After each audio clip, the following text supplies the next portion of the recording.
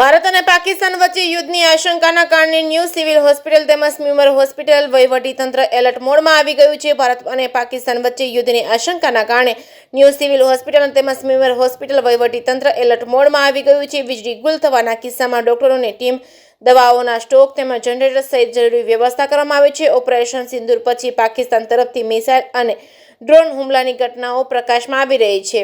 આને ધ્યાનમાં રાખી કેન્દ્રીય આરોગ્ય મંત્રી જેપી નડ્ડા દ્વારા આરોગ્ય સેવા અંગેની બેઠક બાદ ગુજરાત અને સુરતમાં પણ આરોગ્ય સેવાઓને મજબૂત બનાવવા પર ભાર મૂકવામાં આવી રહ્યો છે. નવી સિવિલ હોસ્પિટલના આરએમઓ ડોક્ટર કેતન નાયકે જણાવ્યું હતું કે લાંબા ગાળાની કટોકટી અને આવશ્યક દવાઓનો સ્ટોક પણ કરવામાં આવ્યો છે. આ ઉપરાંત સર્જરી માટે જરૂરી સામગ્રીનો પણ સ્ટોક કરવામાં આવ્યો છે. આ ઉપરાંત સિવિલ હોસ્પિટલમાં વીજળી ગુલ થવાના કિસ્સામાં લોકોને કોઈ અસુવિધા ન થાય તે માટે જનરેટર તેમજ ડીઝલની વ્યવસ્થા કરવામાં. આ ઉપરાંત જરૂર પડે તો કિટ્સની અલગ બિલ્ડિંગમાં વોર્ડમાં સુવિધા પૂરી પાડવામાં આવી રહી છે. પરિસ્થિતિ ધ્યાનમાં રાખી ડોક્ટરની ટીમે પણ એલર્ટ મોડમાં આવી છે. બીજી તરફ સ્મીમર હોસ્પિટલમાં સુપ્રિન્ટેન્ડન્ટ ડોક્ટર અરવિંદ પાંડેએ જણાવ્યું હતું, સરકાર દ્વારા જારી કરેલા પરિપત્ર મુજબ જરૂરી વ્યવસ્થા અને તૈયારીઓ કરવામાં આવી છે. આમાં દવાઓનો સ્ટોક, વેન્ટિલેટર, તબીબી સાધનો, જનરેટર, ડીઝલ, 30 બેડનો વોર્ડ સહિતની સુવિધા પૂરી પાડવામાં આવી છે. આ ઉપરાંત ક્લિનિક તેમજ સર્જરી સહિતના વિભાગોના ડોક્ટરે હાજર રહેવાની સૂચના આપવામાં આવી છે.